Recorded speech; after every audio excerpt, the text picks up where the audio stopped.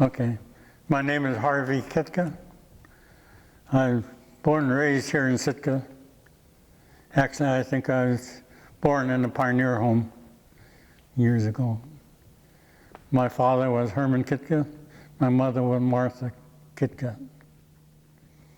Her maiden name was Martha Daniels. Come from a long line of fishermen on both sides of my family.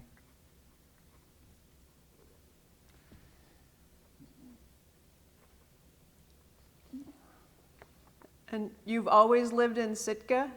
I have lived all my life in Sitka except for 4 years in the military. Wow. So can you talk about what that was like to grow up in Sitka?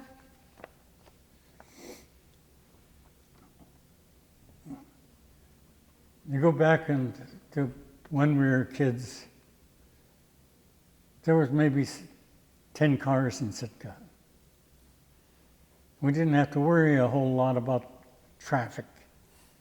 We played in the streets, had played marbles, played baseballs, and hit the can, and a few of the other games that kids play.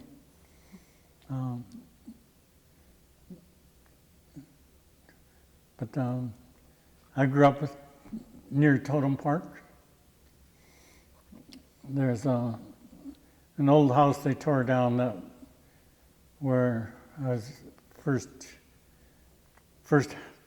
memories as being around in Sitka during the war. I know my dad used to tell me I would sit on the back of the couch and watch tanks go by.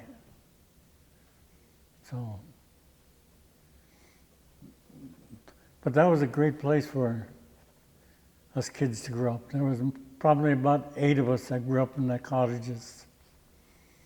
We almost all of them about the same age, roughly no more than 4 years apart in any of us. So we had all kinds of games, being it was just after the war. We played a lot of war games, especially around in Totem Park. When the Army left, they didn't take their barbed wire and stuff that was still strung around the outer edges of the park. But we had some great pine cone fights down there. That was, back then we didn't have anything else. We played until it got dark. And that was usually in the fall time, usually in the summer from about the middle of May till the 1st of September, we'd move to the cannery, and my mom and dad both fished for an outfit called New England Fish Company in Chatham Cannery, which is in Sitka Bay. So I spent an awful lot of my young childhood there in the summer times. It was a great place to go swimming and stuff. Who were the other 8 kids that you grew up with? What's that? Who were the other kids that you grew up with at the cottages? There was Billy Littlefield, Jimmy Williams, Richard Williams, Martin Strand, Peter Simpson. I'm starting to get into some of the older guys. Yeah. Because we knew Gil Truitt, he lived just up the street from us. Louis Simpson, Snyder. The back street there was the Jacobs family. Then I had my cousins, Daisy Jones and her kids, Josephine, Betty, Irene, Mildred. They were my cousins. My parents used to send us down to borrow an egg or a can of milk sometimes, and because sometimes when they were busy baking or something, see, there was ways to walk to the store. And she needed it right now. My brothers and I, we'd kind of, I usually ended up having to go to borrow it, but my Aunt Daisy and her husband would sit me down and lecture me for a while. Yeah, just the way they were. I have 2 older brothers. My oldest brother was Gilbert Kitka. My other older brother was Herman. Then I have a younger sister, Velma. She lives down in Cleveland, Ohio now.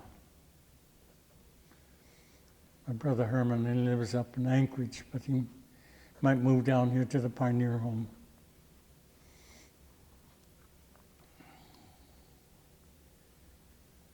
What was the lectures about? What would you get lectured about, or do you remember? Mostly just obeying each other, just respect. I think all aunties and uncles, that was their job, to make sure we learned respect.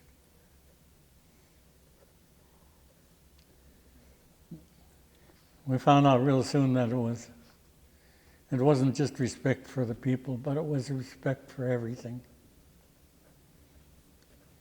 And being kids, we kind of terrorized things.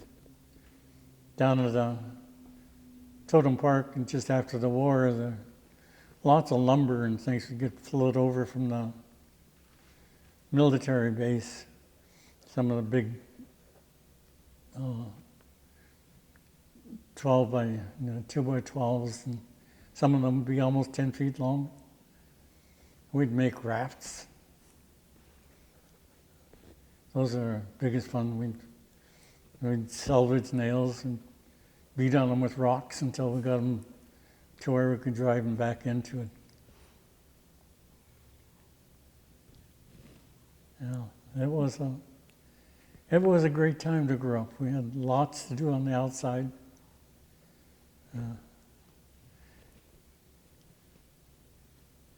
That didn't matter whether it was raining or not. We had lots to do. Sometimes when we were kind of learning some of the baseball skills, and the older guys like my Uncle Charlie Daniels and Gil Truitt and Louis Simpson and Snyder and Leonard Shotridge and Martin Strand, my brother Gil, they'd all played baseball where the visitor center is now. That used to be an open spot down there.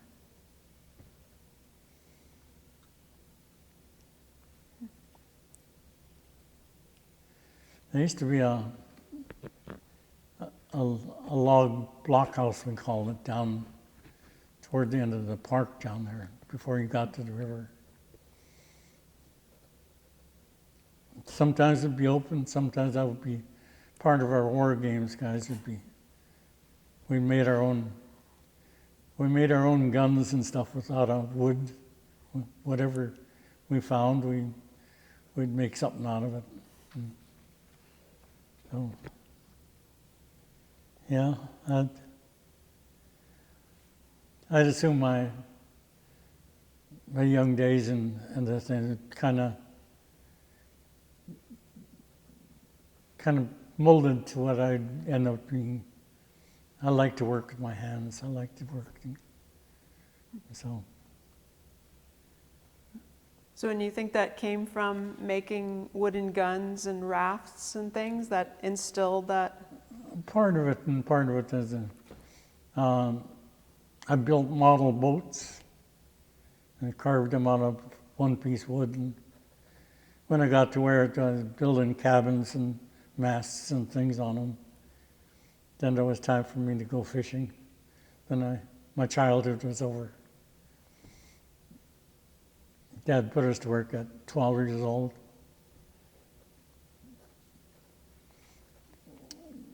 The house at the Cottages where the old pink house now, it's kind of old. Back in 1949, my dad had a fairly good summer fishing, bought all the material for that house and we started building it. I very proudly told everybody that all the bent nails in that house are mine. When you're 9 years old and having used 2 hands to pound nails, and it's just, you bend a lot. You know, you hit a knot and that thing can bend right over. But I learned an awful lot. I spent a lot of time working with my father.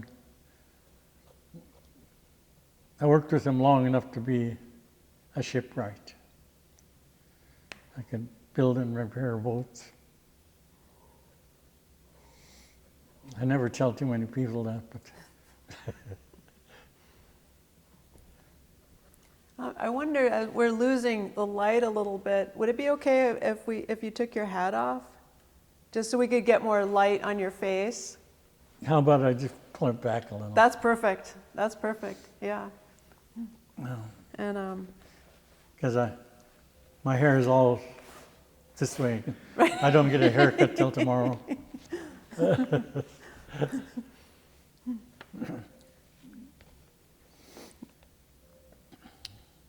Growing up around here, part of the Sheldon Jackson camp was part of our playground also.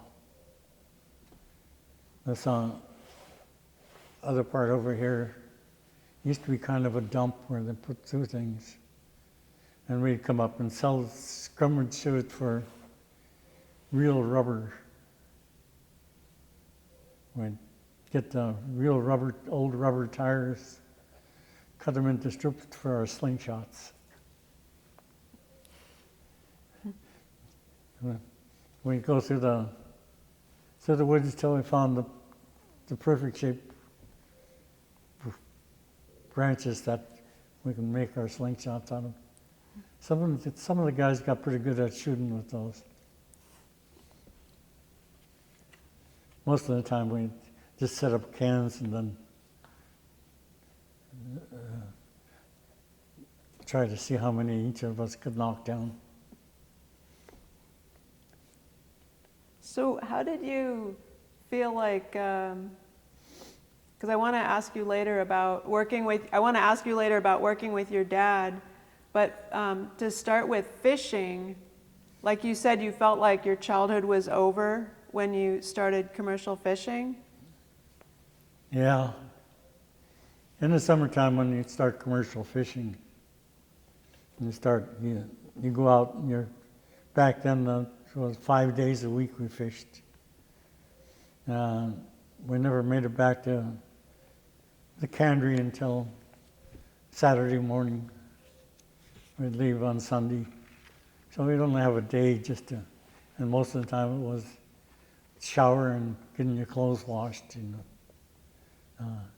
You didn't have much time for anything else.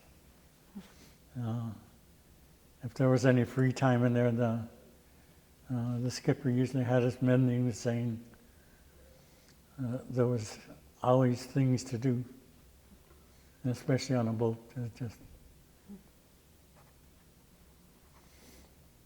So did you, were your brothers also the crew? Like, who was the crew on the boat? When I was growing up, when I first remember seeing the crew, and before I was even fishing, but I spent a lifetime on the boat. I know my dad used to go to Puget Sound every year. He'd go down there after summer fishing up here. So I remember one of my earliest memories was the guys coming back from the war. They were fishing with my dad. And I remember going down into the bunk area, and one of the guys said, "Don't try to sneak past me when I'm sleeping." He said, "Make lots of noise, then I won't get up and hit you." And these guys that come back from the war, they were kind of triggered that way. They were just, if you made noise, they knew it was okay. If you didn't, if you tried to sneak, then the first instinct was to hit. That was a lesson. But I remember the long trips to Puget Sound to take the boat would 5 days of running day and night to get down there. Big loggings in Canada, logging companies. Sometimes the boats would hit a log and have to shore up someplace to repair things. We hit one on the way back one time and ended up in a place called Alert Bay. And bent the prop, broke a blade off the prop, bent the shaft and bent the rudder. We were there a month and a half, I think, getting the repairs. And I got back to, that was my first grade year up here. And they wouldn't let me out of first grade because I had missed so much school.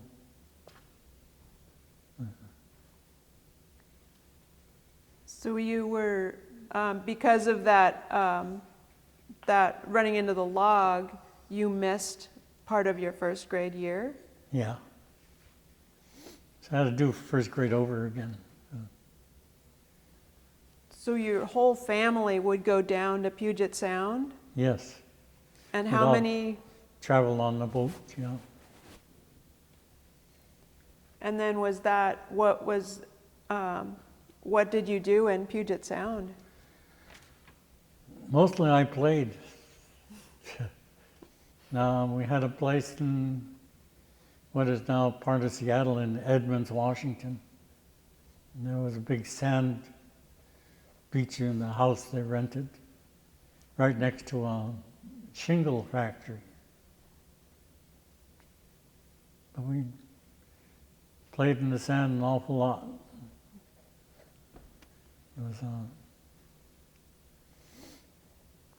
I started school down there a long time ago.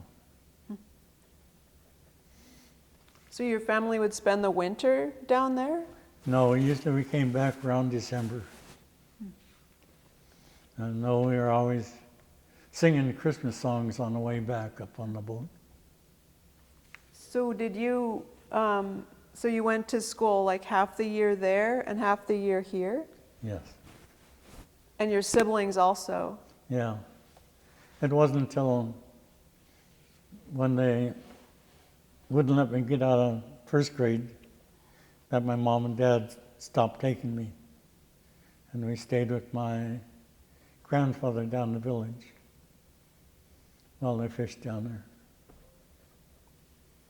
So they were fishing in that time? Yes.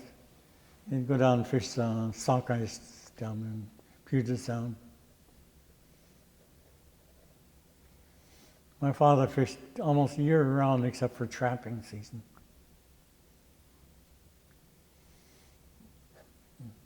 Usually from about the end of November to almost April, they trapped.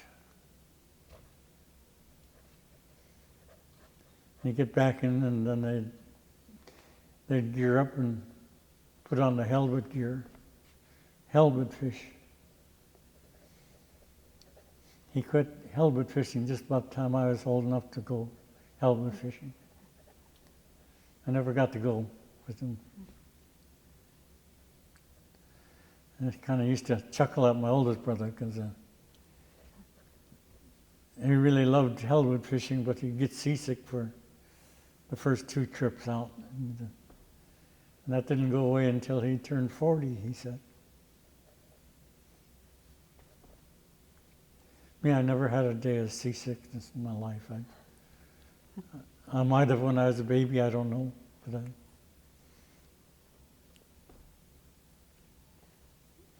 So I'm getting out of order of my questions.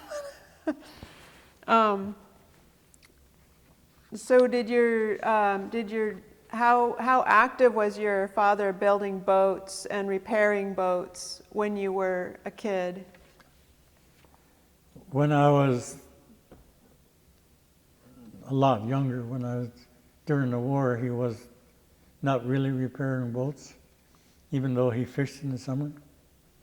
His job on the island was to build platforms for the drillers, and they were blasting the islands down. He did carpenter work.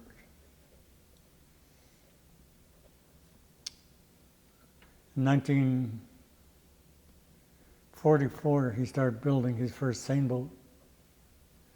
Built it down there in Simpson's shop down by Totem Park. You wouldn't know that there was a boat shop built on that rock because it was such a steep place. But he built the first Martha Cay there. Him and my mother built it together. So what part did your mother build? I think mostly she was helping them get things together, just keeping them organized.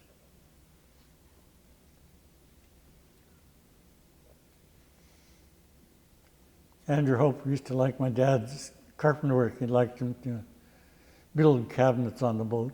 He was very precise in what he did. I just had an adopted brother that I really chuckled at because he told me my dad had shown him something once and then he expected him to know it. I said, well, you know just how I was raised.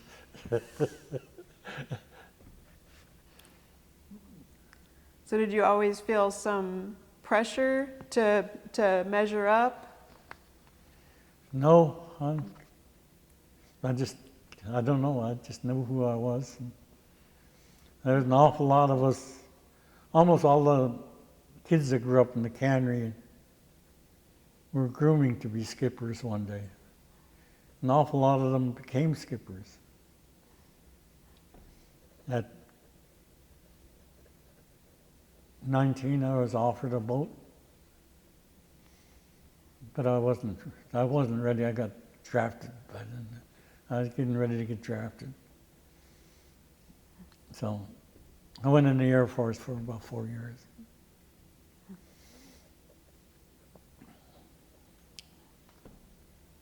And where did you end up? What kind of things did you do when you were in the Air Force? I became an electrician. And I worked as an electrician for 36 years. Worked at Mount Edgecombe School for 32 years of that time. Worked at Search Hospital for about 4 years.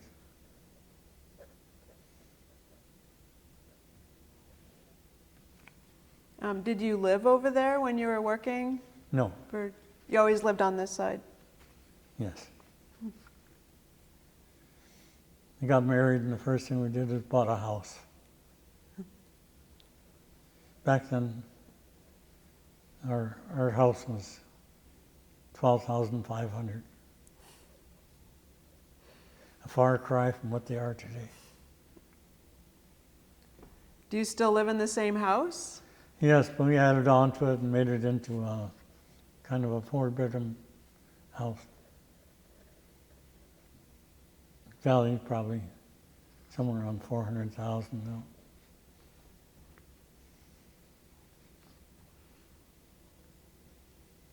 Oh, and I forgot to mention too, like because this will be part of a film, that where I'm not supposed to say uh-huh. So I will just nod and Yeah. and smile. Just I'm trying to keep my voice off of the recording as much as I can.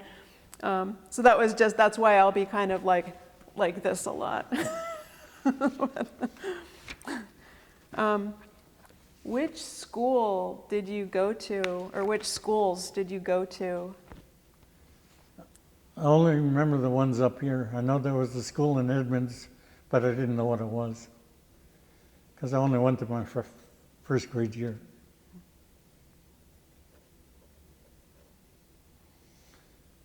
Then I went to the Sitka school system.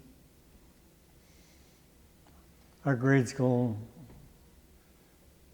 first and second, were right there where the alternative school is now.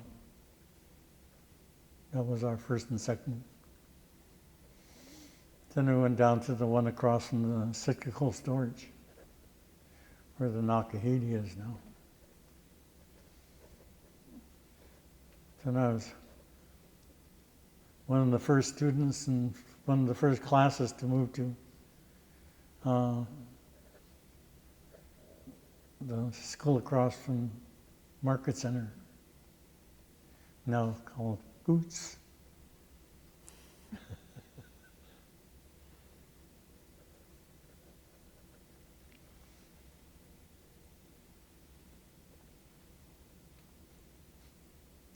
And then, Went to high school, I went to Sheldon Jackson.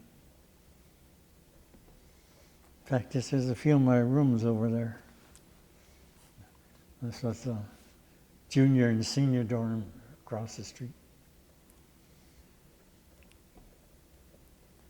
so what went into deciding to go to Sheldon Jackson? I started wanting to go to Sheldon Jackson at a very early age. I used to come to the gym at Sheldon Jackson and sneak in and play basketball with the guys when I was in 7th and 8th grade. One time the coach caught me in there with him, and he said, if I promised to come to SJ, he'd let me play there anytime I wanted.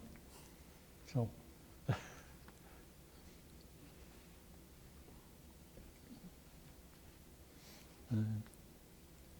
so I played ball for Sheldon Jackson for 3 years.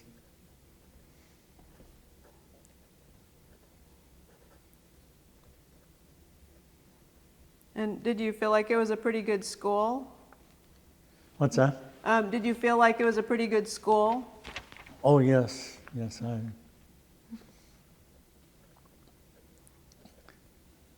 of all things, I was the third generation graduating from the school.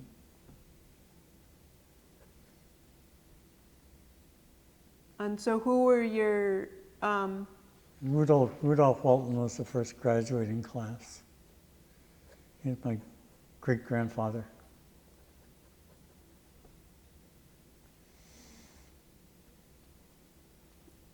Then all my siblings came here too. They all went to school here. We worked all summer long to make enough money to pay our tuition. I don't know if the kids nowadays would realize that some of us paid our own way through school and had to make enough money to be able to afford clothes to come to school for a while, then have a little bit of money for spending.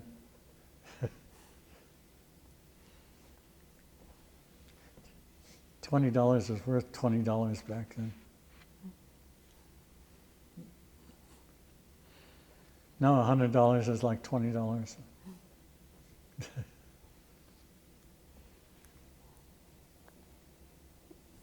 and then also going back, you were saying that your parents would spend the fall in Puget Sound, and you and your siblings would stay with your grandfather? Yeah, that was after my first grade year. Yeah, my grandfather, Frank Kitka, down in the village.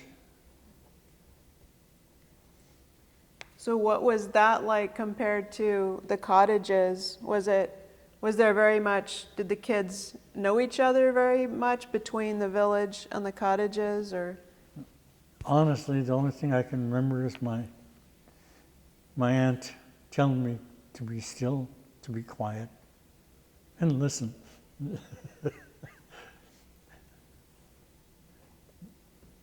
We weren't allowed to run around like a little wild person anymore. So you're, I guess that's the way aunties and uncles were, though. They took that away from you. so in the village, it would be your father's sister, Yes. and then at the cottages, you have your mother's sisters? Well, they lived in a different house, yeah. Yeah. Or, I mean, just, it sounds like aunties and uncles Yeah. Yeah.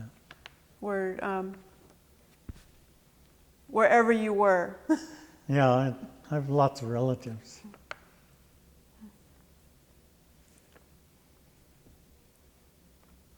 And then so you got to do boat work with your dad? Yes, when I come back from the military waiting for an open electrical field, I worked with him as part of the boat building.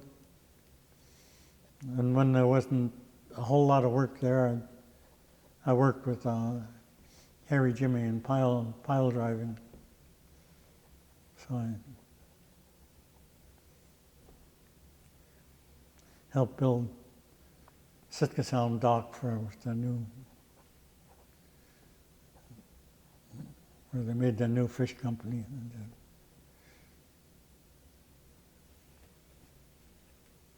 So what type of work was your dad doing, or was your father doing at that time? Like what kind of boat work? Was he building boats mostly, or? Mostly repairing. He With- built boats when he was working for, I don't remember what that marine shop out there, Jamestown Bay was before Bob Allen. But they built a boat for, what's his name, Chuck Peterson? Chuck and Ann, and they built that one. And he built that one just from a picture.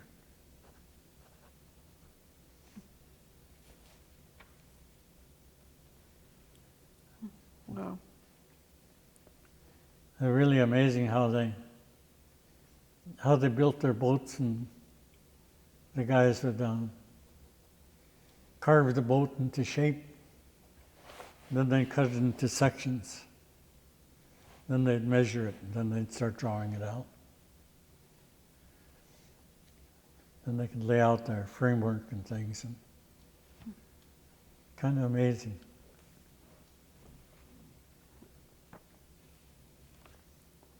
Yeah, I mean, they're so beautiful.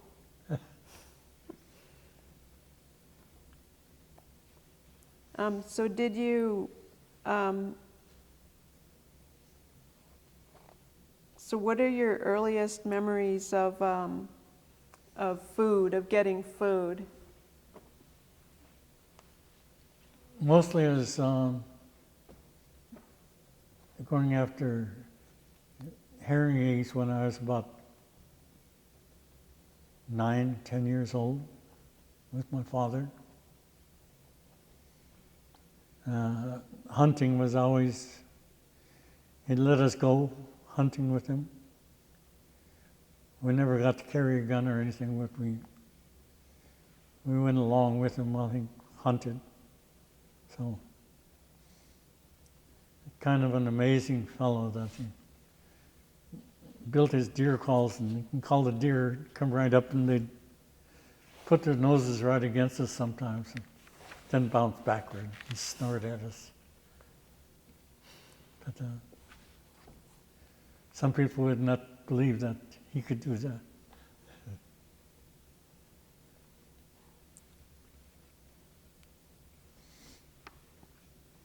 I have an older brother that got that good at the deer call, and my oldest boy is that way. He could call them. Me, I think I was tone deaf. I was just, I could never, I couldn't, I tried to play guitar one year and I ended up giving up. I just couldn't get it. I had a roommate that could make it sound like it was talking. Just, he finally gave up on me.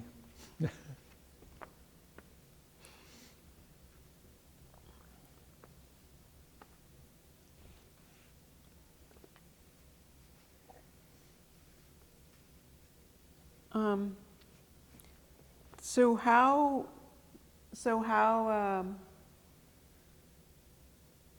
much food, how much work getting food did your dad do, or your parents? Like what, I'm not very articulate, but could you talk about getting food with your family? Yes, we always used to get sockeyes, especially in Sitka Bay next to the cannery. Usually when we finished getting our seine repaired, because we had the old cotton web we used to tear apart every year and redo it. Old manila rope and stuff. Some of that stuff would stretch and be not really set right anymore. But we'd go up and get our sockeyes and we'd can them, and mostly fresh packed. Didn't have time to smoke them and put them up in like we do now. But we did. They'd buy the cans from the cannery, and then we'd seal them and pressure cook them. That was long hours of just watching how they did it.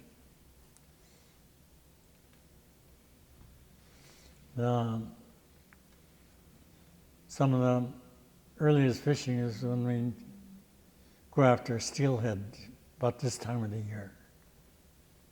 And it was, Dad bought us a bunch of fishing poles and sport gear. Then he'd get tired of watching us, and then he'd bring out his, I always call it his clinket sport pole, his gaff hook, stick down in the water and hook the fish, and we'd leave. So this would be like, where would you fish for steelhead? Usually it was in Salisbury Sound.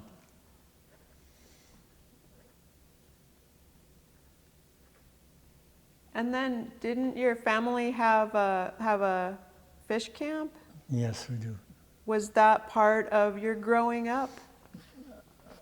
Part of it was, yes. More when I became an adult than when I was younger, because that was during the school year. And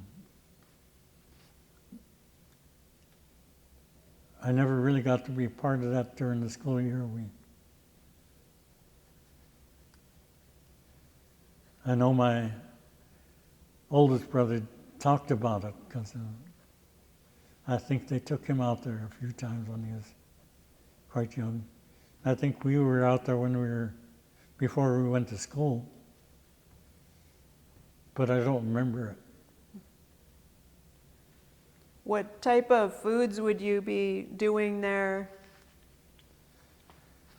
Usually fish, dog salmon, cohoes. My dad would smoke dry the dog salmon and the cohoes completely. No preservatives, just smoke and heat and dry it. And when it dried with the smoke for approximately 10 days, it completely dry. that dog salmon would be through the winter. And it was our staple through the winter time. And while we were doing that, he'd go hunting for deer at the same time. Smoke some of the deer up while we were in there. And that was real tasty, smoked deer meat.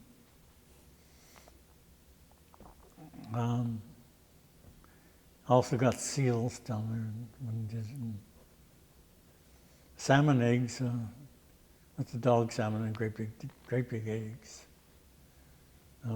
I was putting up that. Early part of the year,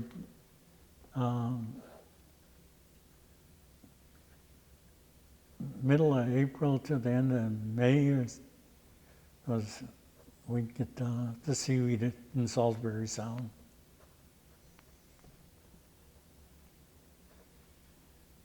So was this mostly for your family? Yes. All for your family? Yes.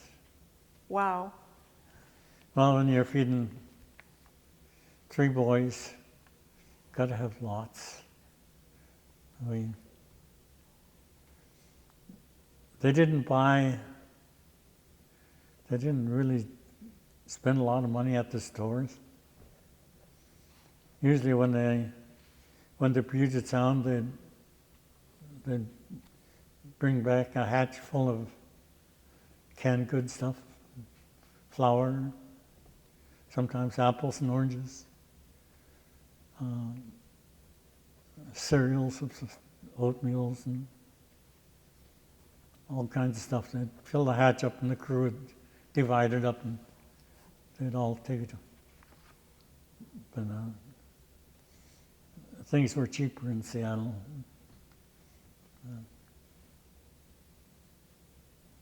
So do you remember like a typical meal when you were a teenager? Like would most meals have? One of our favorite, usually it was when his first trips coming back from the smokehouse, we'd have what we call strips. There was no skin or anything on it, but we'd dip it in the oil and eat it, and it almost melted in the mouth. And had tremendous flavor. I know my nieces from my oldest brother's kids, they said they teethed on his smoked fish. I still remember. But between the dried salmon and the dried halibut, we had all the food we needed, I guess. My dad was always amazed that, he said that when he watched times change, he said, when they ran out of food when he was growing up, they went out and got more. He said, now we have to go to the store. So what was so when you had the salmon that was dried all the way, how would that be prepared for a meal? Well, not all of it was dried all the way. Some of it, before we left the cannery, we'd bring some down and smoke it for about 4 days, and it'd be still kind of soft. We'd roll it up, and then Sitka Cold Storage had a freezing unit they let us use. We'd store the stuff down there. But that, and we'd bake in the oven when we got it thawed out, and we'd have it with potatoes and vegetables,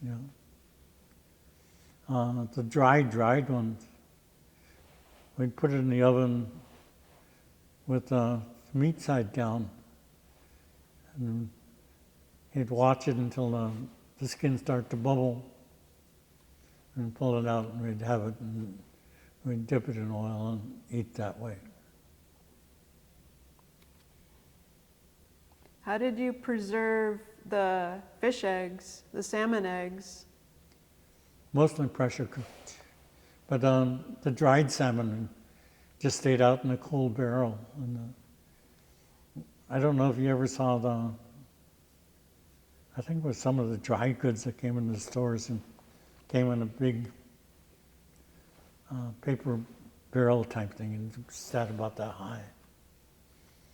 And the salmon would lay down into that and we'd keep it in a cold, dry place. So like a wooden barrel? No, it was paper. Oh. Did you all get berries? Oh yeah, my mom made sure we picked berries. We could never pick like her and my dad. They'd go out and pick, and they'd pick 5 gallons at a time. Us, if we got a gallon, we were lucky because most of it went.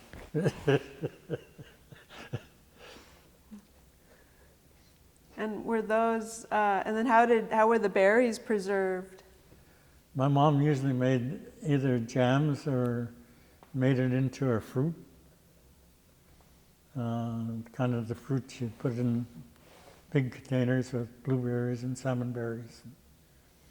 And they'd water bathe it for a while and then vacuum seal it and store it that way. A little bit of sugar is kind of preservative. And then how would she use the berries that were preserved like that? Oh, it was a fruit. We'd have it as our dessert.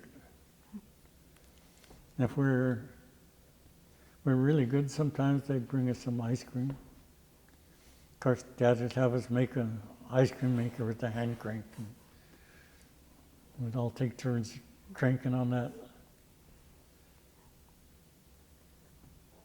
So do you feel like getting that much, your family getting that much food,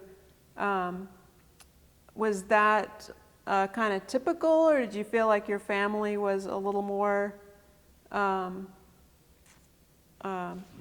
like did you feel like the amount of food that your family did, was that typical, or were you like kind of one end of the spectrum, or?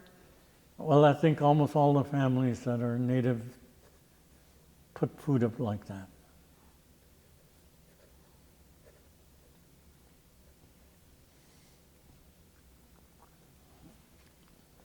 And then how much like sharing or trading was there? Like did the different families, like share or trade different foods? Mostly it was families from other communities. We'd trade back and forth. Some of the families, like the ones from Haines and Cluckwan, in that area, they didn't get some of the seaweeds and stuff we had. We'd trade for sometimes the goat meat and sometimes hooligans. Usually it came in smoked version. It was very tasty.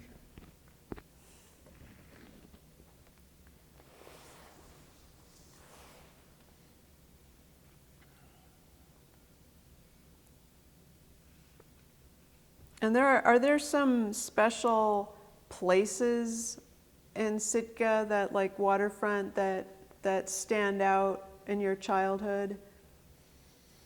Places that you played or? Oh yeah.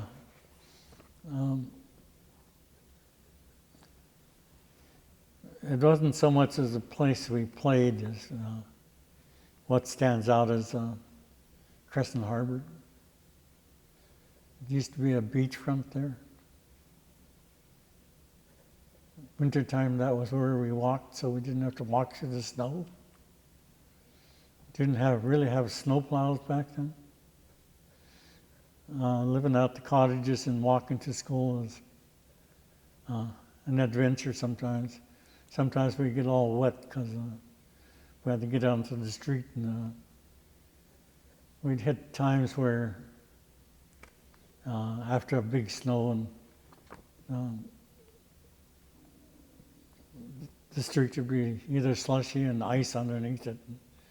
Invariably we would fall in that stuff and be wet and things. And pretty much why we would walk the beach, especially if the tide was out. It was pretty treacherous at times. Finally, the city got a grader and was able to grade some of the streets. Our house at Chatham Park was the main road back then. The road went out and right past the front of our house and across Indian River. Then it went out to the marine ways and out that way. And you got out to a certain point, it became just a trail, basically.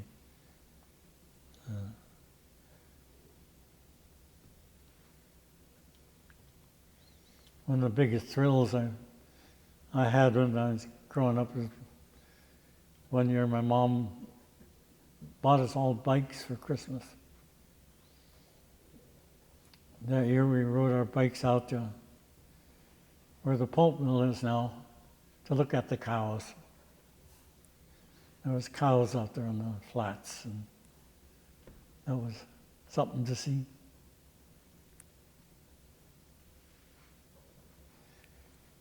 You know, I never had fresh milk until I was in Edmonds. The guy would bring the glass containers of milk back then. Oh.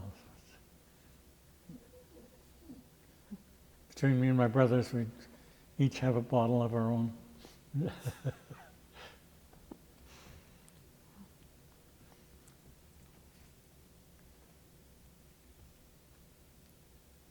Oh, and then, so how did people use the Tlingit language? Did you hear Tlingit much when you were growing up? Only when I stayed in my grandfather's house. That's all they spoke. At home, they didn't. Mom and Dad were punished for speaking their language, so they wouldn't talk it in front of us. And they wouldn't let us learn it.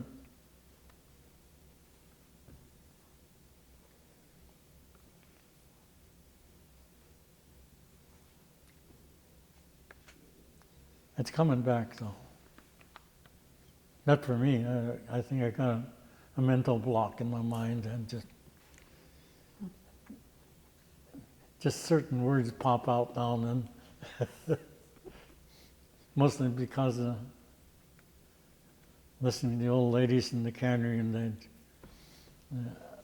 now that I'm getting old, I understand what they're saying.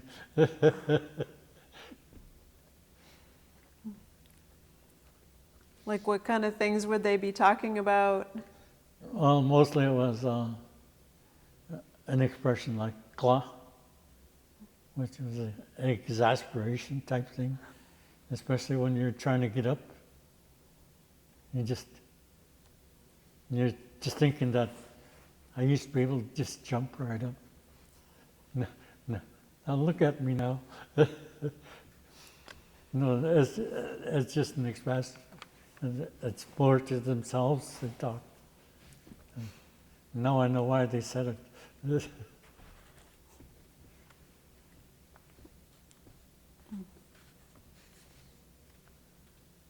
But some of those words, I probably never thought about it until I got to this age.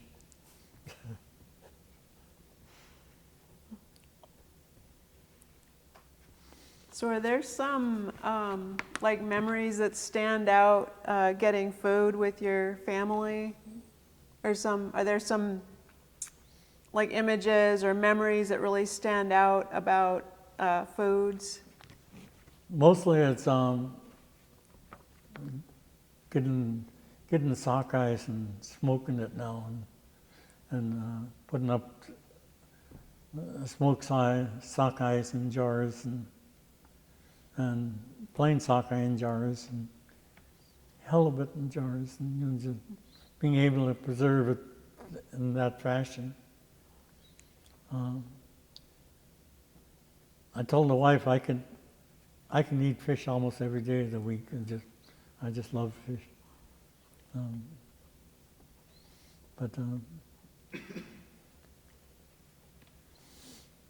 Did you eat a lot of rice or like vegetables, or were there like wild vegetables? Not really so much wild vegetables. I know my dad talked about them, but I think they liked the ones in the store. But there was vegetables he talked about, and he said a plant that grew like a carrot and kind of tastes like one, but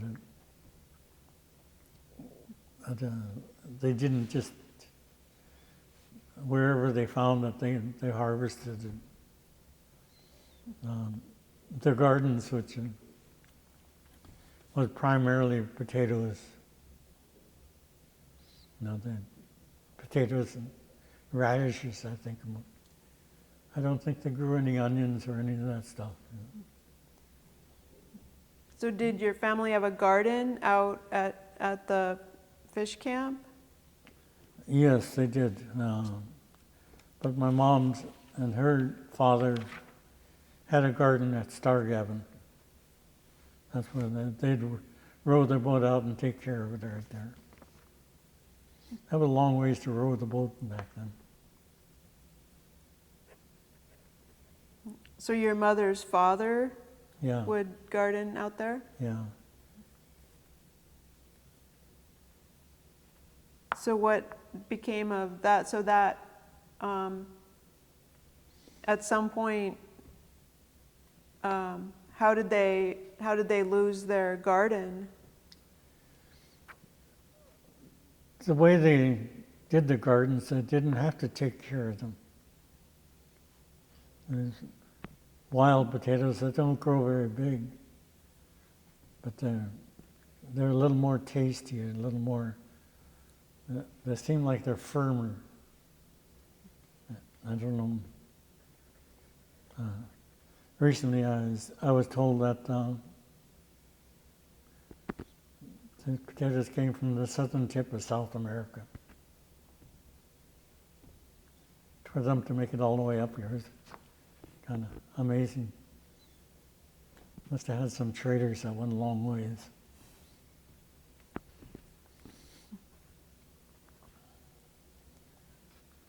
So after, so you were drafted right out of high school, basically? Basically, no, I went off to school for 1 year. Instead of getting drafted, I joined the Air Force. Oh.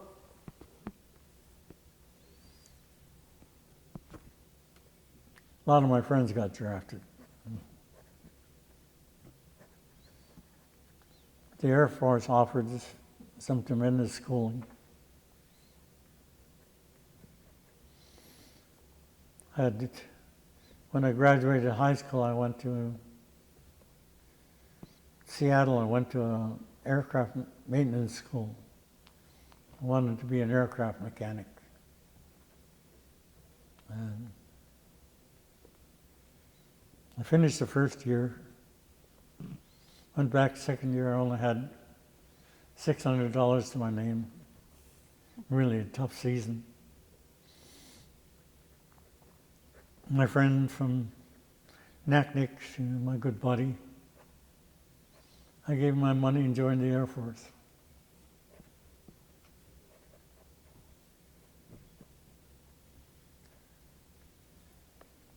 And your Air Force experience was positive? Oh yeah. I didn't really realize that before I got shipped back to Alaska, I worked in a lot of different fields within the electrical field. I did underground line work, pole climbing, interior wiring, airfield lighting. The trade got into appliances. I had a full range of training within that field, all the different fields, repairing motors and stuff, electric motors. When I got sent to Alaska, and I got traveled up and down the Aleutian chain, maintaining all the radar sites. There was only me. I didn't have anybody else to help me on the electrical part. So that was where I really took it to heart and learned as much as I could. Wow. And so once you came back to Sitka, you worked a little bit with your father and then got a job at Mount Edgecombe? Yes. I got a job with a construction crew that came through, remodeled Mount Edgecombe School. That was an outfit called PD&C Construction, BIA. That was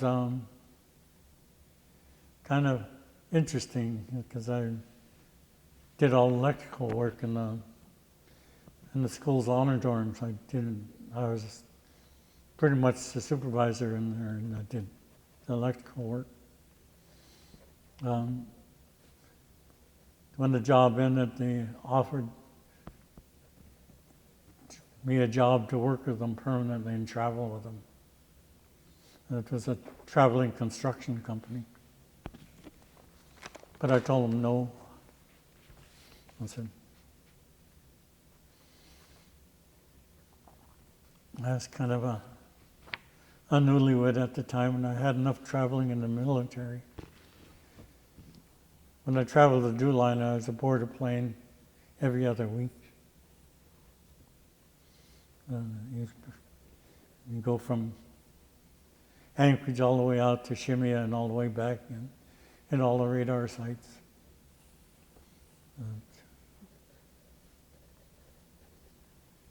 So was it a while before you found work again after that, or did you go right into Mount Edgecombe? No, it took a while. There was no openings for almost 5 years, 6 years. Yeah, and I didn't go to 5 years, I believe. Because I know I worked with my dad, helped him build that canoe in front of the Centennial Building. Yeah. I was the one who hollowed it out.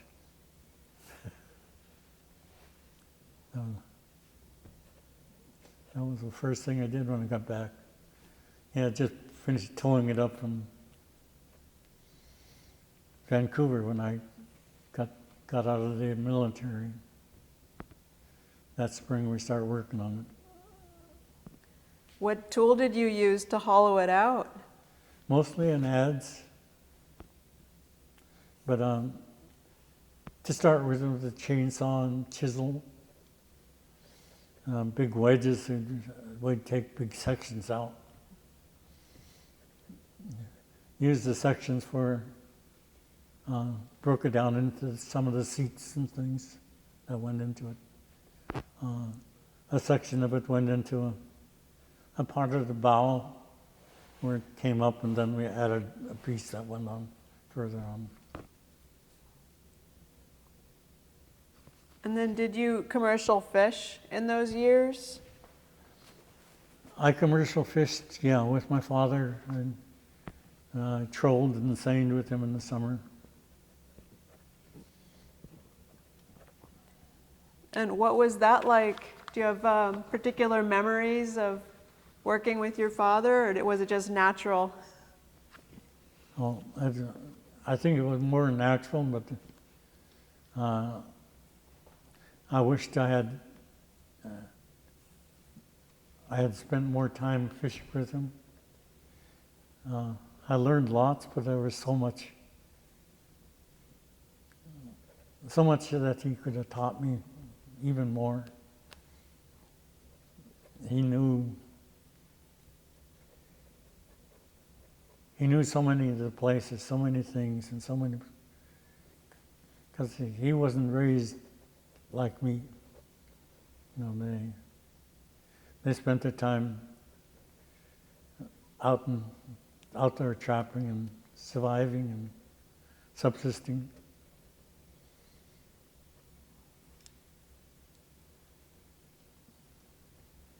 He only made it to his sophomore year in high school, and then had to get a job, had to work. And where did he go to high school? He went to high school in Wrangell Institute, where he learned navigation. He became a Sea Scout there, and he worked dead reckoning from almost any place. And between looking at the charts and looking at how deep it is, we travel through fog thicker than thick, and we get where we're going. He knew how to do it. So what was the environment like the when you were seining and fishing? What was your relationship with the other boats? Was there a lot of social stuff or competitiveness or? There's always competitive with fishermen, or maybe not so much nowadays as it was back then. They were always wanting to catch the most fish.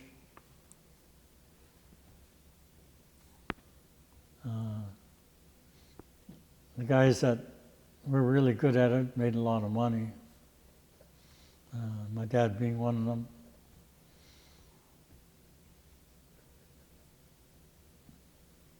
So I remember just seeing references to putting a broom in your rigging. Did you ever, what was that all about? That was usually when you caught 100,000 fish.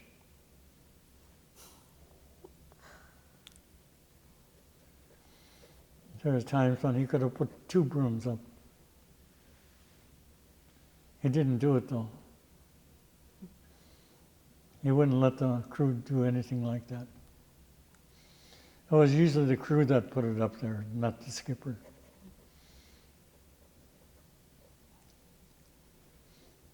My father said he's got enough people jealous of him, so he doesn't want that, any of that done.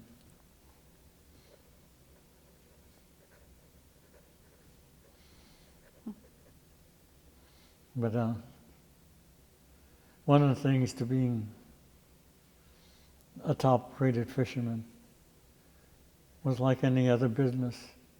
You have to put your work into it. If you don't work at it, you don't become good at it.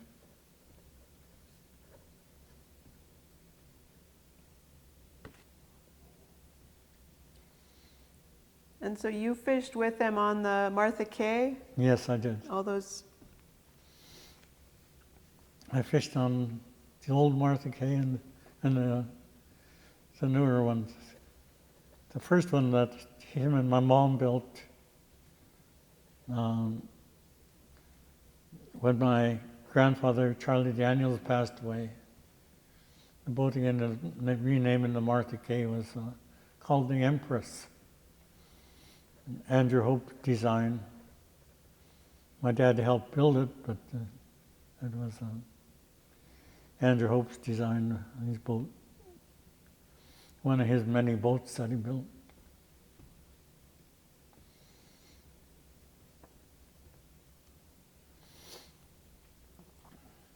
So did you fish around certain other boats, or was it? Oh yeah. Now there was one time we came back to Salisbury Sound, start fishing with some of the boats here we asked them how they were doing, and they said they were averaging about 1,500 a day. In our first set, we got over 5,000 fish in the first set. We averaged about 9,000 fish a day for 5 days. And by the 4th of July, we had almost 100,000 fish.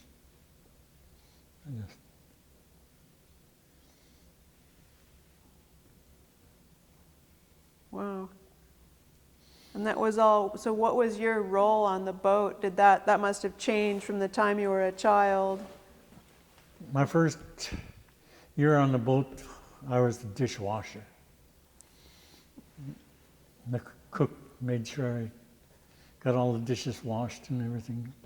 Got the galley all ready for him.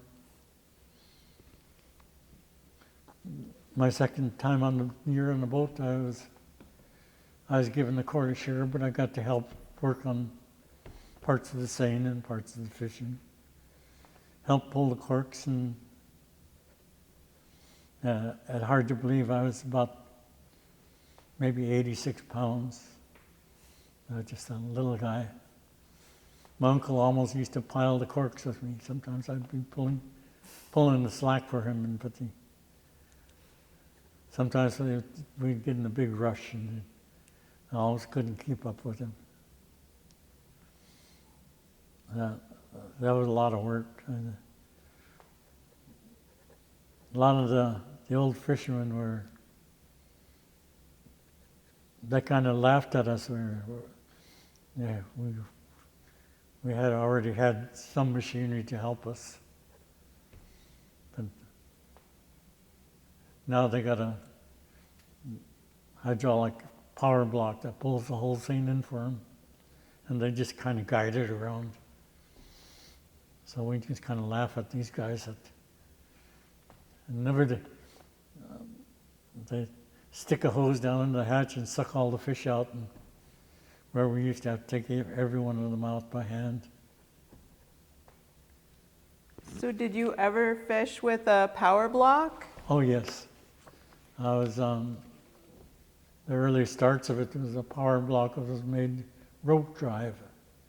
We ran it around pulleys and around the winch, and every time you had to stop the power block, you had to stop the winch. It wasn't until later when you got hydraulics and just flipped the lever on. But yeah, that was I think when I was 14, we were down in a place called Head Inlet, Cordova Bay, by Heidelberg, fishing dog salmon. One of the skippers came by and said he was heading for Puget Sound. 3 of our guys got off the boat, went right with him. They wanted to go to Puget Sound with him. So we were down to a skeleton crew. And at that point, my uncle, who jumped on out of the boat, he was our skiff man. He ran the skiff and towed the seine on one end. I was his helper in the skiff at that time. But when he got off, I became the skiff man. And at that point, they gave me full share.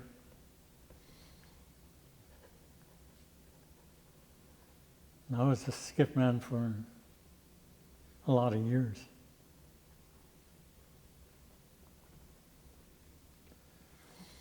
Learned a lot about fishing. Not only seining, but also trolling. Didn't know how to sport fish until I come back from the military.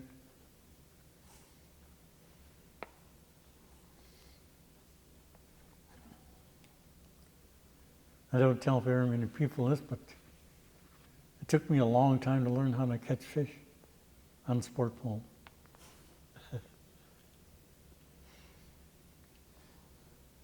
Back in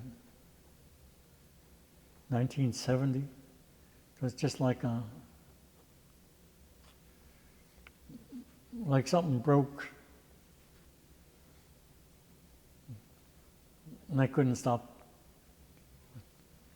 I had to get a commercial license because I was catching too many fish. So I started hand trolling.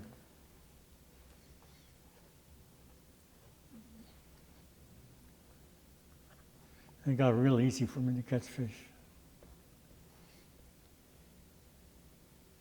But like everything else, you just had to work at it until you got that way. So this is while you were working at Mount Edgecombe. Yeah, I hand trolled on weekends. Usually on Friday night, all the guys I hand trolled would leave and get out to where we were going to fish and spend a weekend fishing. They'd make enough money, side money on it to take the family vacations, go to Disneyland or something like that, or just go shopping in Seattle. So go to did Hawaii, yeah. Did you still do kind of traditional foods? Were you still getting foods like after yeah. you were? That'll never go away. I still do it. Mostly I don't really go harvest anymore.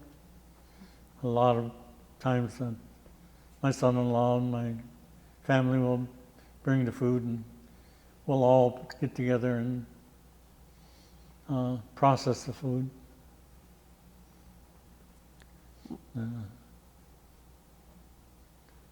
My daughter and her husband, they really like to do that, so I make sure they learn how. My daughters are more so than my oldest boy. He kind of knows how to do it all, but it just helps. What kind of foods do you do now? Halibut. Actually, excuse me. Sorry. Hello? No. Oh, okay. All right. Bye. Bye. She wanted to know if I called her. Oh. My wife.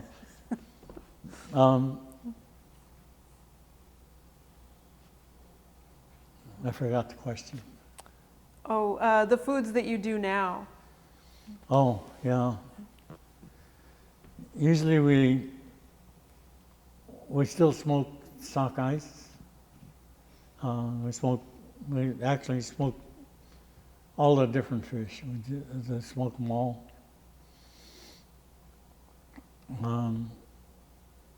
We have smoked some of the fish and freeze it for having later on. Usually when we bake it in the oven, we usually put a layer of salt and pepper on it and maybe a little butter and bake it for half hour or so.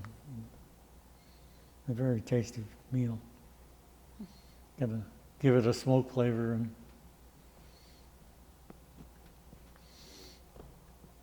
But the sockeye we usually smoke about 3 to 4 hours. Any longer than that, when you process it, it usually gets too dry. So we want it a little more moist I just wanted to give it a smoke flavor. And we utilize that one in almost everything, because we don't put anything in it other than salt. So use it in casseroles and fish pies and sandwich spreads. And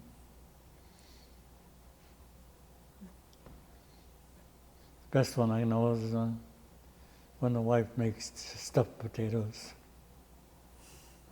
cheeses and fish.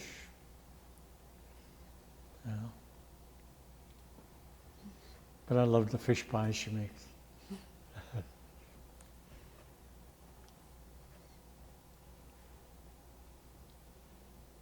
And then you usually get herring eggs? Yeah. Used to be when we were young fellas, we didn't put up that much, we didn't save that much. Other than what they did say, we dried. You hung it out until it dried completely. Had no real way of preserving it other than that way.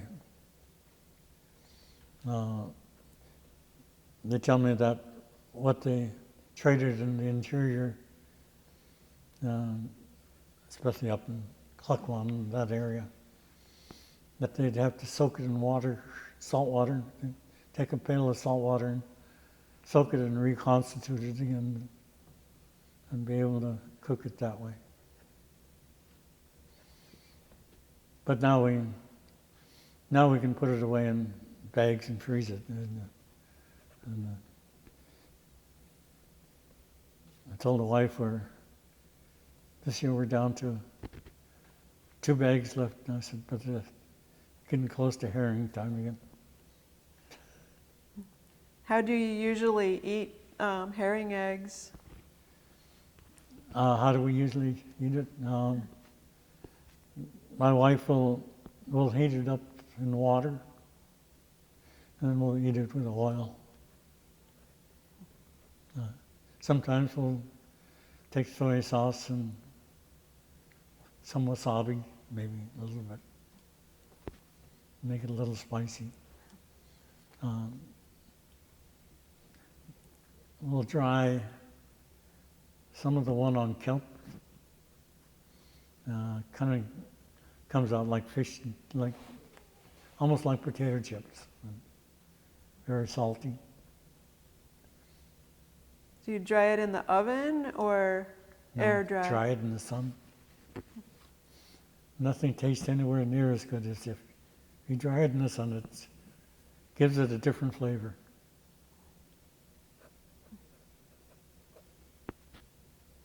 What kind of oil do you use? I like seal oil.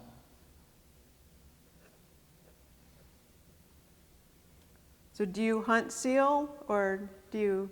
No, actually, Robert Miller usually will call me up and says he got some seal meat, and so I usually go out and he'll give me a seal and I'll process it and put it away. Do you use the seal meat? Or Oh yeah, the seal meat's good. Usually you almost have to prepare it a day in advance and let it kind of cook it slow and gets more tender. Kind of like using a slow cooker. And it's amazing how tender that meat will get. So you cook it in the oven or in a slow cooker? The seal meat? Yeah. Usually on the stove. Usually boil it.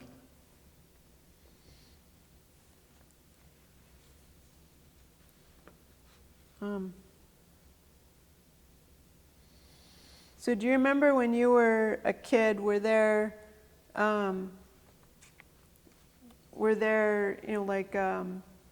like rivalries or any kind of issues with different parts of town? I was what they called a cottage Indian. Between the cottages and the school, we'd have to make our way through the non-native kids. And some of them were quite bullies. Then we get down to the village where the village Indians lived, and they'd, for whatever reason, I don't know, that everybody was a little that way. And then when the families moved into Mount Edgecombe, they became Mount Edgecombe kids. So, but all in all, it was never really anything real bad.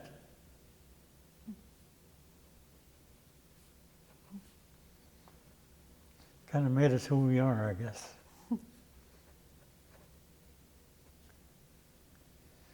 Some of my best friends were guys I played basketball against in high school. I had friends all over the state because of that. So kids from other towns. Yeah, as well as here. So kids who went to Sitka High, Edgecombe. Yeah. Yeah, we had one of my best friends from Mount Edgecombe was a guy that used to run the mile. He used to be almost a 4-minute miler. A young fellow by the name of Stanley Mack. Whenever all the other schools ran against him, he'd finish one lap ahead of everybody. He was fast. He could run. Where was he from? He was from King Cove, Aleut.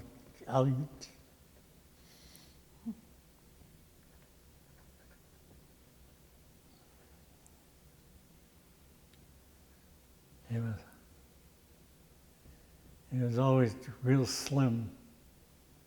Boy, but he could run. I don't know if you remember Billy Mills that ran in the Olympics. He took the decathlon there.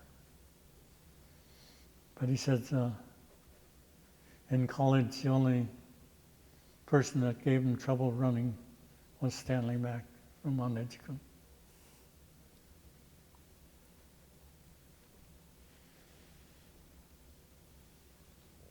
Well, what did he end up doing, Stanley Mack, in his? He became a tugboat captain, working out at Sandpoint.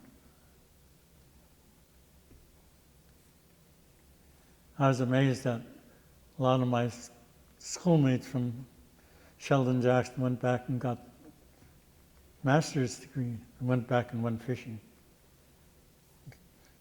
It's hard to give up fishing. You know, it's kind of like my dad told my mom one time, he said, he didn't care what the price was going to be, he's going to go fishing. So it was more than just income. Yeah, it was a way of life.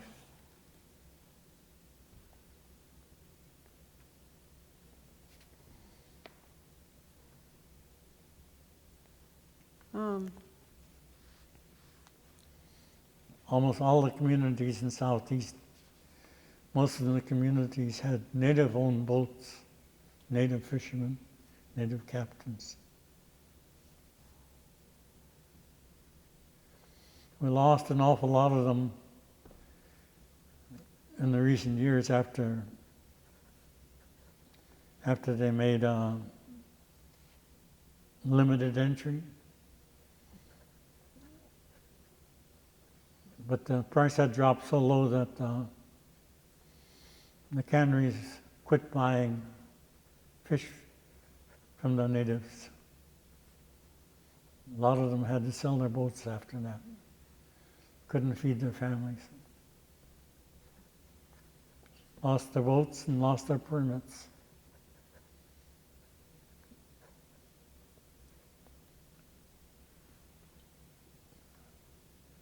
Used to be that fishing was,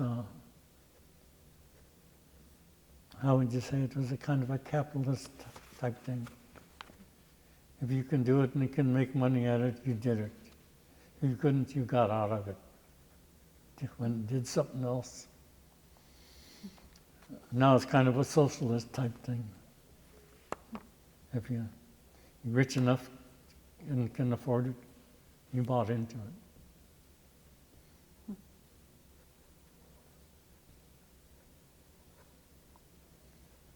So it used to be a little more open to people getting into the fisheries. When I was growing up, it was open, yeah. It was a place where a person could learn to be a fisherman if they wanted to. Now for a young person, they better have money, because it's just, you just can't buy a permit and then buy a boat to boot. You're talking somewhere probably over 500,000, maybe 600,000. Kind of like buying a house in Sitka. Pretty hard for young people to do that now.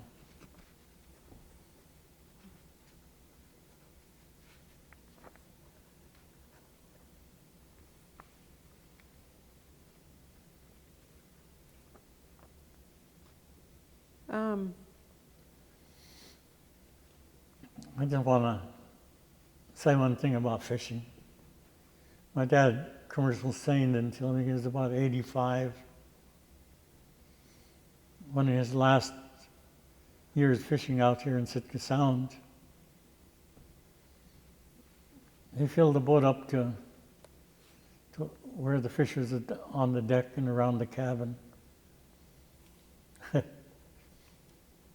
Sitka Sound, they said, don't do that ever again.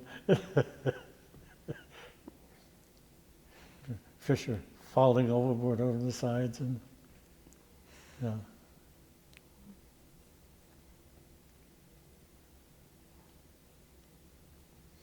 Sometimes when they opened the area out here, they'd load the boat up twice in a day and get it unloaded.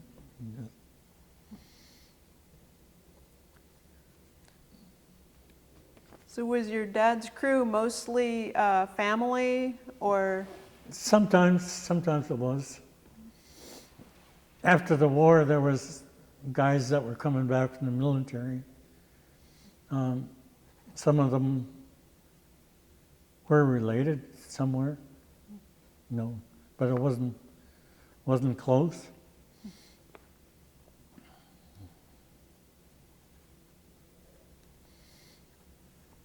I know his brothers fished with him for a while, so.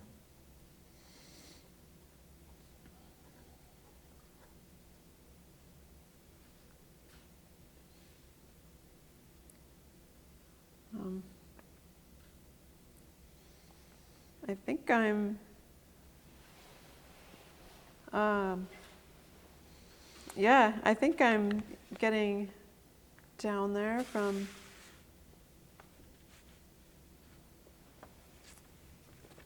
so one thing, how do you feel like Sitka has changed from when you were a young adult to now, as far as like social life, food, work, music, church, subsistence, like the Sitka of your early, like when you were first married compared to now? Like what are some of the changes that really stand out? There's been several changes off and on. When we first married, the pulp mill was still going pretty strong. The price of housing was a lot cheaper. Price of property and housing, you can get fairly cheap and fairly easy. Population had kind of had stabilized at that point. It is right about where it is now. But everything was growing and building, a lot of building going on. A lot of work, really. There was no reason really not to work someplace.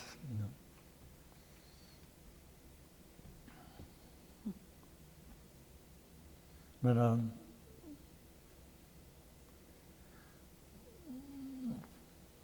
being as when I first got married, we lived out there in Jamestown Bay, and we didn't have a car yet. So we walked everywhere. So social life wasn't really that much. It was more raising the kids and playing with them, reading to them, doing this and that with the family.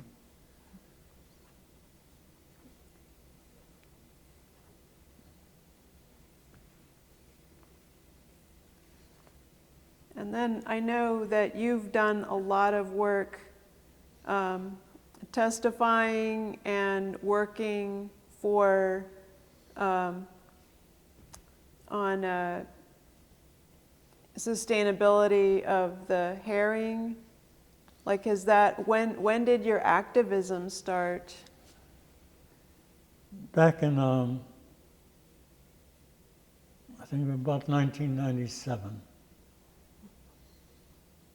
I went to a Board of Fish meeting here in Sitka, along with the elders at the time.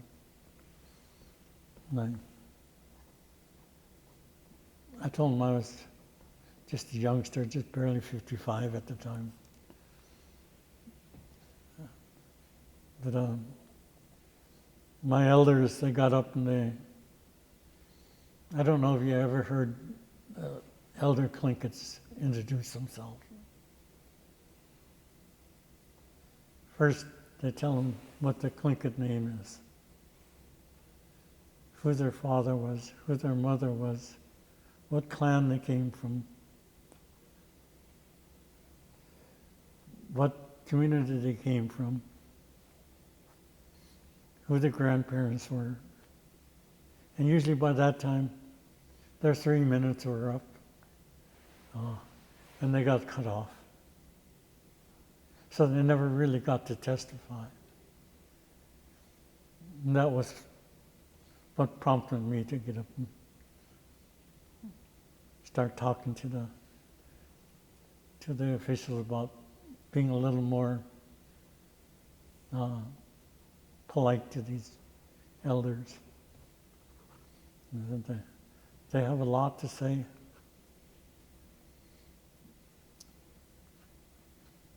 Before contact, they claim you could almost walk on the oceans. There was so much fish and stuff in them. And one of the big reasons was because of the herring and the food that all the other fish ate. And they start causing that to disappear, then we start having troubles. Now the fish are not as big as they used to be. Some of them are barely long enough anymore.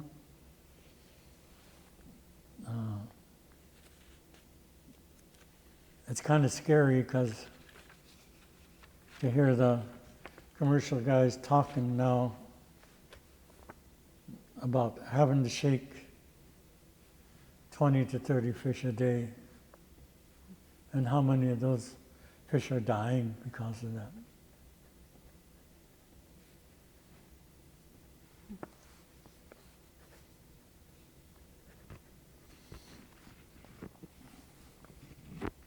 Would you believe the last 50-pound fish caught in the salmon derby was caught by my granddaughter?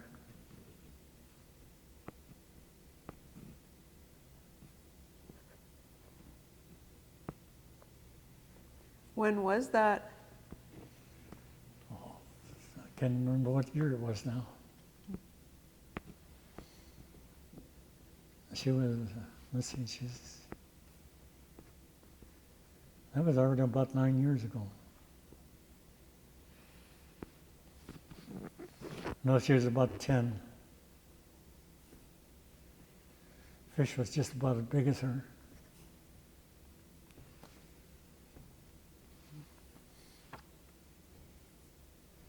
She never screamed or shouted, just the fish went straight down and then came straight back up. Just amazed me.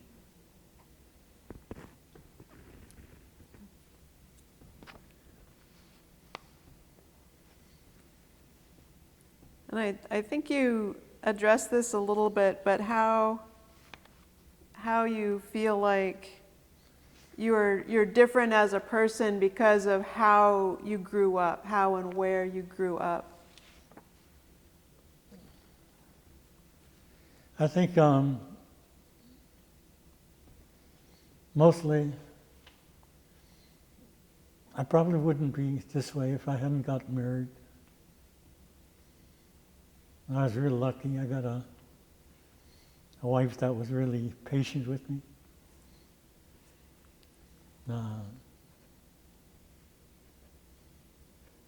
It wasn't like I didn't have direction. I already knew what I wanted, but she helped me get there. More, she raised the kids more.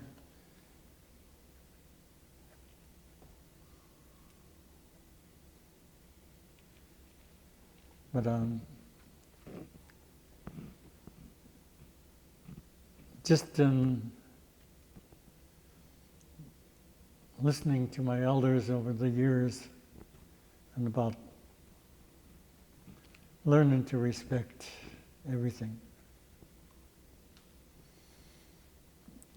Listening into and not only listening, but being part of things like fishing and seeing what happens in different places and different times. I watched the fish here in Sitka Sound almost die off one year. It was in the late 60s. Something happened at the pulp mill. The dead herring along Totem Park was almost 2 feet thick. And boy, what a smell it was for the summer. But we almost didn't have any fish for a couple of years. Especially the stock that, trying to get the fishing game to understand. We have two different ocean stocks that come in Sitka Sound. We had one on the southern side that came in and laid into Silver Bay. Had another stock that came in and wintered on the other side of Middle Island in the deep there. The spawn would start both directions and meet in the middle.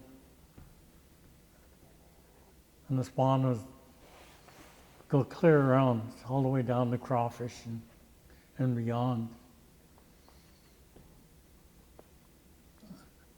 And Sitka Sound would be just white.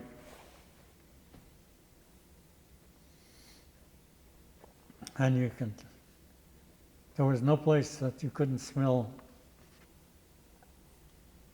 the fish in the water, just in the air.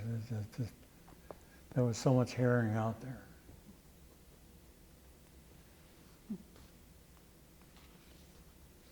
So do you think it was mostly the commercial fishery? Was it mostly the commercial, was it the sacro fishery that really had an impact on it? When they started the sacro fishery, it has a real negative effect. If they did it properly, then open pond might have been the way to go. But because the herring,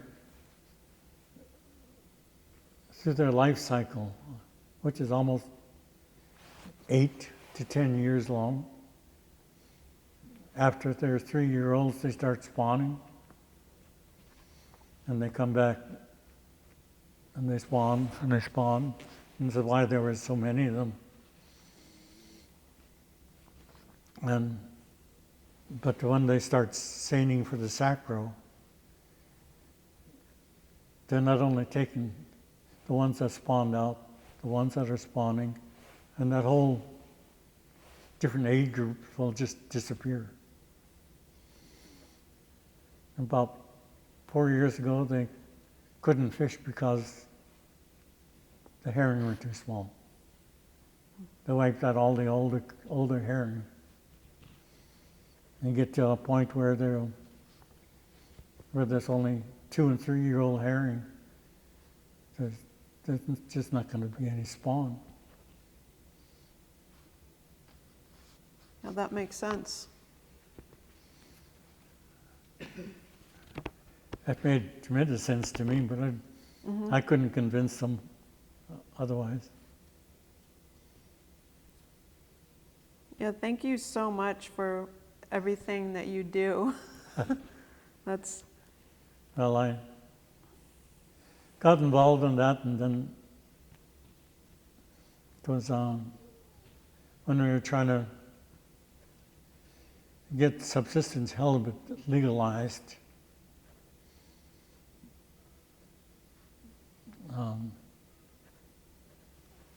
Mike Miller and myself, we traveled quite a bit to get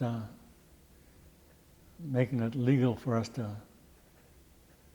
use the halibut skate to catch halibut for subsistence. It was during that time that John Littlefield asked me to put in my name for the federal subsistence. And I said I'd give them a name they could throw out. Just didn't want me. That's okay. But I've been on the Federal Subsistence Council for 27 years now. Wow.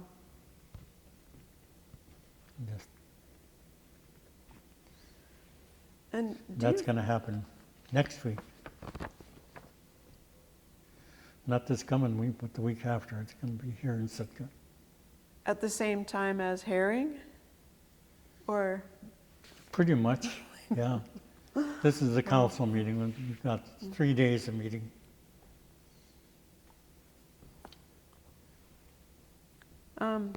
So that's something that occurs to me too, like so you grew up getting your family's food, and then now you're working to try to protect the fish for everybody.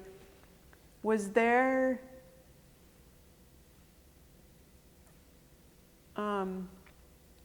so how has it changed, do you think, people's attitudes in Sitka toward traditional foods?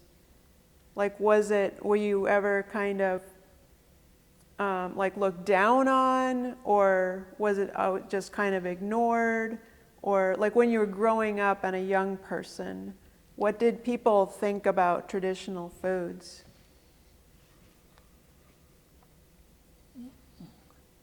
I'm not too sure how the non-native community thought about our foods at that time.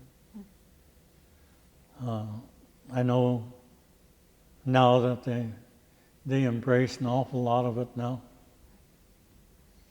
but back then it seemed like it was just something we did, and I never really gave it a thought until suddenly there was more people out subsisting, especially non-natives, and learning how to smoke fish. And I think the process of canning and processing fish, and I think a lot of people suddenly realized it was good food. It was very healthy food. But other than that, I never really saw. I know that part of the things that kind of stirred me to were protecting the fish was when the fishermen, before statehood, wanted to get rid of the fish traps. Fish traps were as bad as this commercial fishing here. When I was growing up in the cannery, watching them bring in barge loads of fish, and they were big barges there. They'd fill them up with from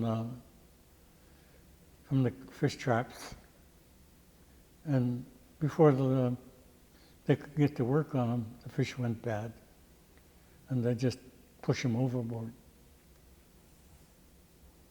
But it pretty much decimated a lot of places. You wouldn't know it now, but Peril Straits, between here and Chatham Straits, there was no fish there. A family by the name of Jacobs started taking fish up into the streams and blocking them so that they'd spawn up in there. Now the streams are starting to, a lot of fish are showing up in there now. So was that the Mark Jacobs family? Yeah. Wow. Some of these things, kind of triggered how I look at things. So do you remember like what you felt when you understood that fish were being dumped? No, I was just sad to see it. My mom was working in the cannery at the time, and she was working almost 20 hours a day. They were trying to keep up with all that fish. But this was, I don't know how you put it. It wasn't from the fishermen. It was from the cannery. It was cannery caught fish. The fishermen weren't getting anything out of it.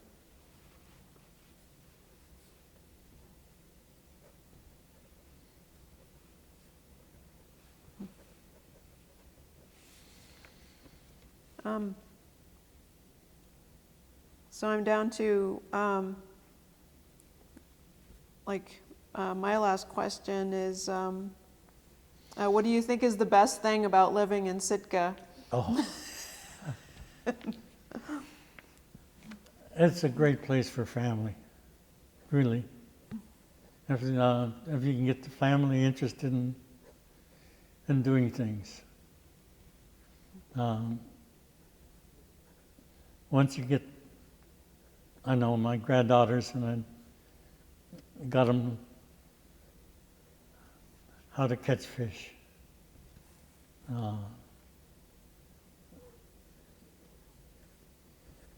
They like going out in the boat. They like going fishing. But it's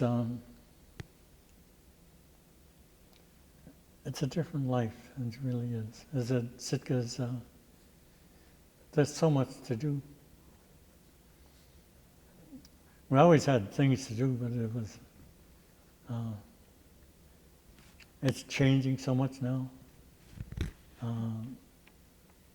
The electronics and the computers and things, it's changing things, but it seemed like the family should still be able to get time to live outdoors, because that's what Sitka's about, outdoors. We got everything here. We got hunting and fishing and hiking and just playing. Our waters are fairly protected.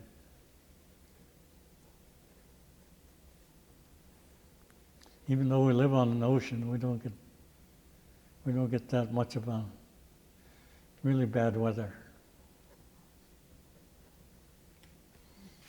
And if you were like me, and being on the boat most of the time, it was blowing from the southeast, we'd lay against that side of the shore. We'd go into that side. Blowing westerly, we went the other way. And just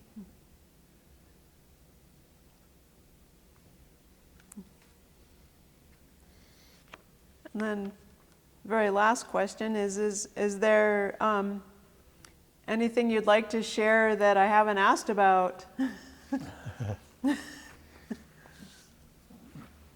I was thinking back on when you asked me about this, and I was thinking back about the boats that used to be here. We had Tom Young Sr.'s boat, the Helen H. And we had Al Davis' boat, the OK. We had the Cook family's boat, the Florida. We had the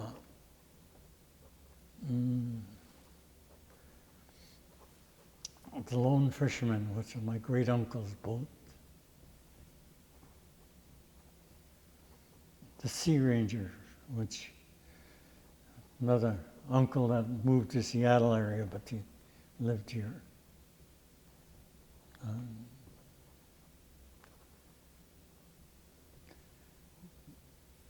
We had my grandfather's boat, the Atlas.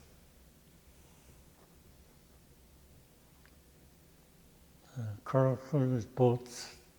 He had a lot of different boats.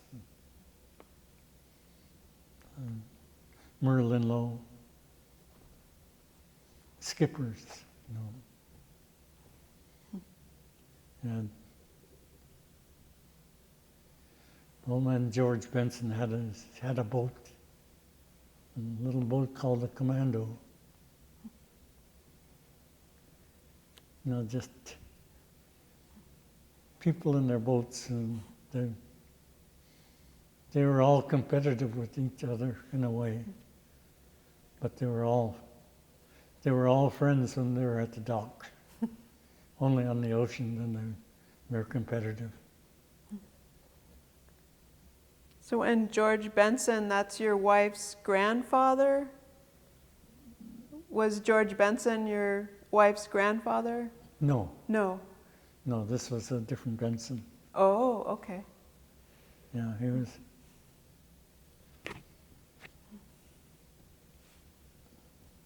Who was your great uncle who had the Lone Fisherman? Oh, that was my great uncle was the one owned the Sea Ranger.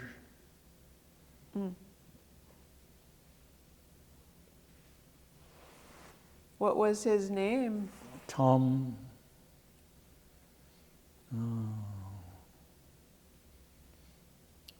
Tom Walton.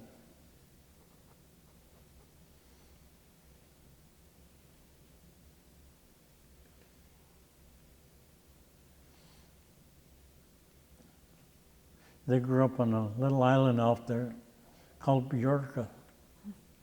Belonged to my great-grandfather. He had title property out there. World War II, they took it away from him. We never got it back.